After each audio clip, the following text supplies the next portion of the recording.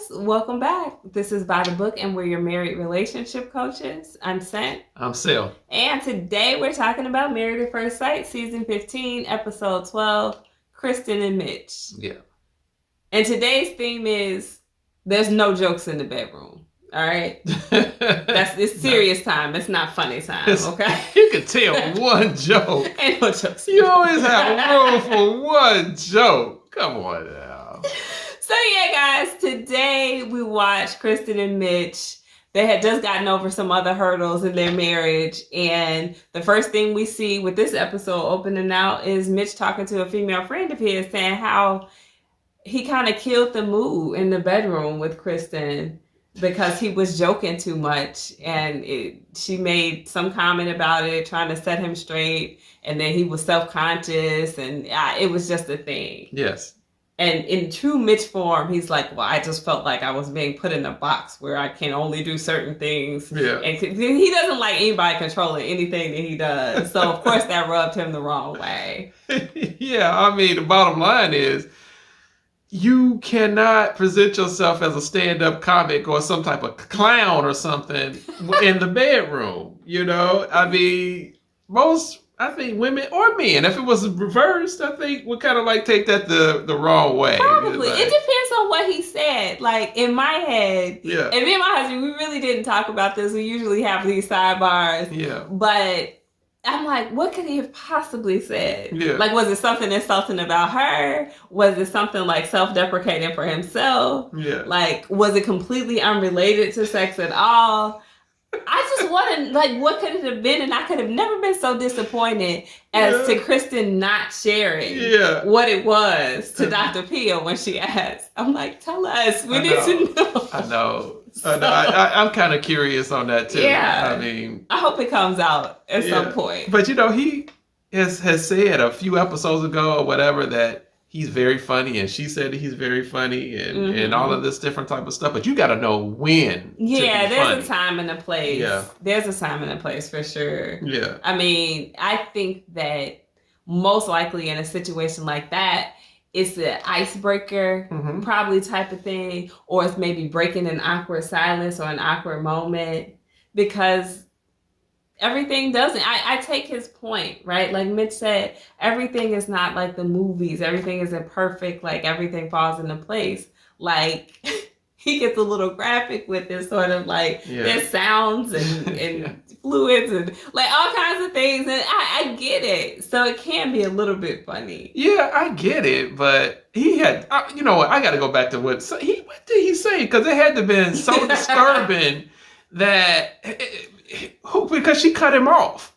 It had to have been pretty disturbing. Because she was just that's why I felt like maybe it was something about her. Yeah. Maybe. I don't know. She was just like, nope, none of this. You ain't getting no more of this. You know? So, what do y'all think it was? What was it? Please hit the comments real quick. Like, let us know what you think it was about. I can't imagine. Honestly, we might have to do a whole sidebar on this. Because I need to speculate. I got to get some stuff off my chest. Yeah. I mean, that joke, I've heard some jokes not being funny, but this one must have really bombed. It flopped. Yeah. What? Dude, what did you say?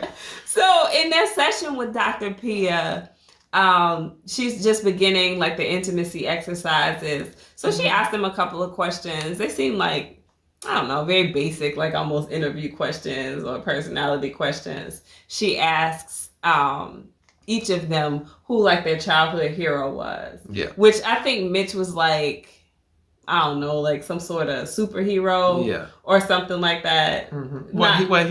I think he kind of like, it was a superhero that's, it was kind of strange. It was like a some superhero. Misunderstood superhero. Yeah. Villain turned hero or something like that. Yeah, because it kind of like seemed like it was him, the way he was describing he would put himself into that role. Yeah. So, I don't know. It was interesting, but I mean, it was an odd question. So Kristen's answer was her mom. And she felt like her mom was, she went through a lot. She overcame a lot. You know, she was a strong woman, etc.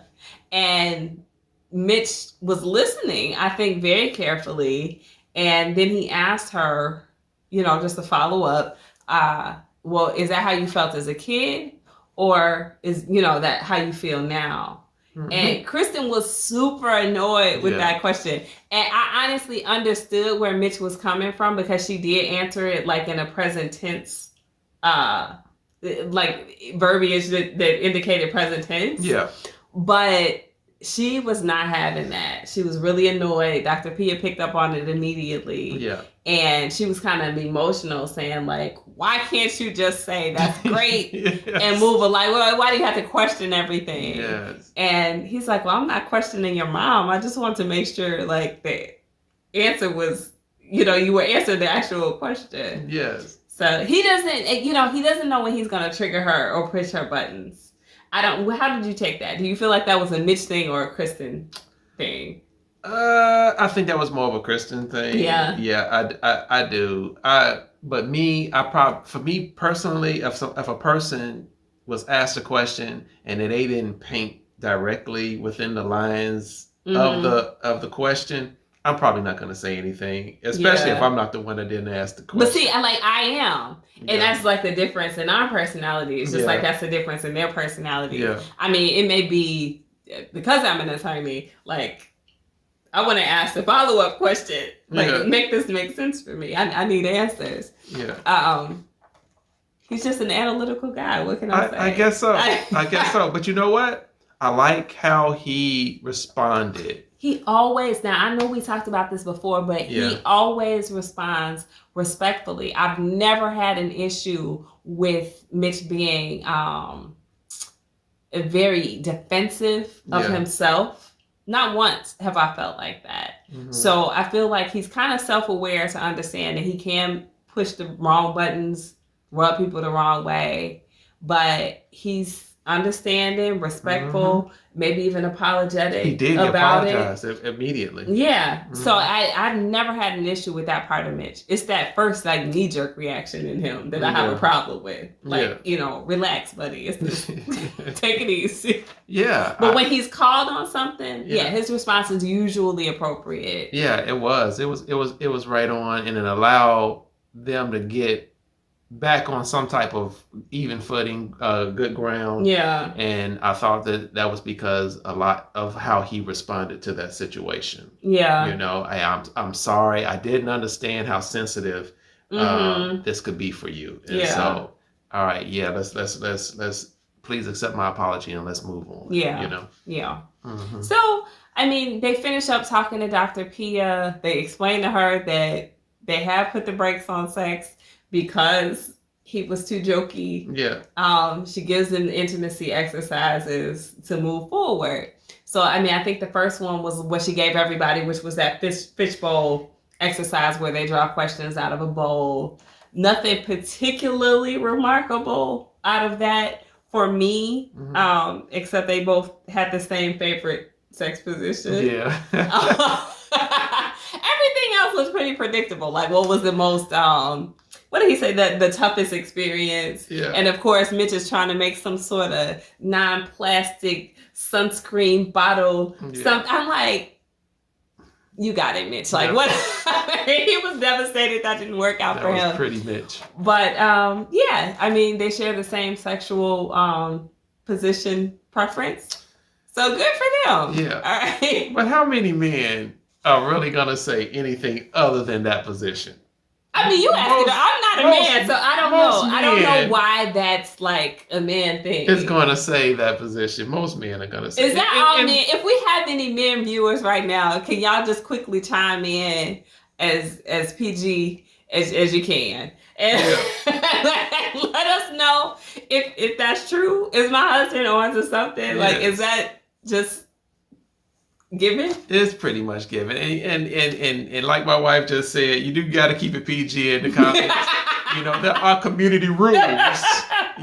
So keep it PG in there. But most men are going to say that position, and for the exact same reasons that Mitch gave. It's because number one, you're in control. Yeah. Number two, you can reach that point of where you're trying to reach from that position. Ooh, buddy. Okay. Bada bing. Bada boom. I don't even know what to say. I mean, like, thank y'all for coming. Good night. Yeah. Okay.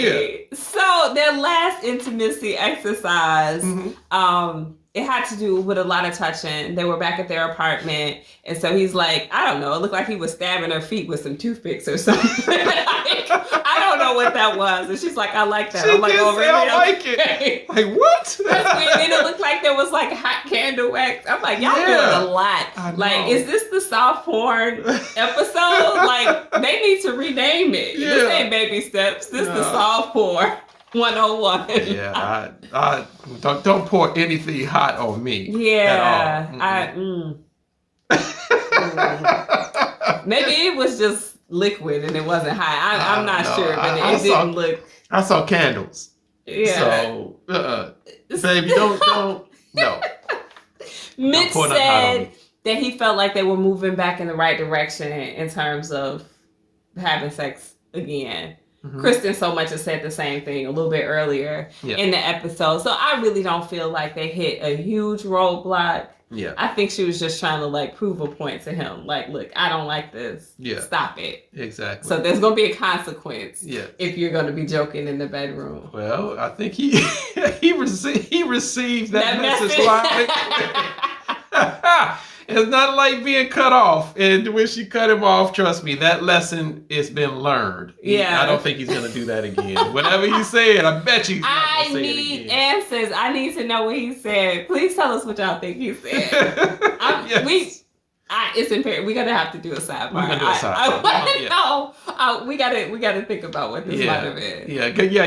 Y'all tune back in. We're going to come up with at least 5 things on what he possibly said. Yes. All right, guys, that's all we got for Krysten and Mitch. Please like, share, comment, subscribe, hit that bell notification. Let us know your opinions. We'll talk to you guys soon. Bye.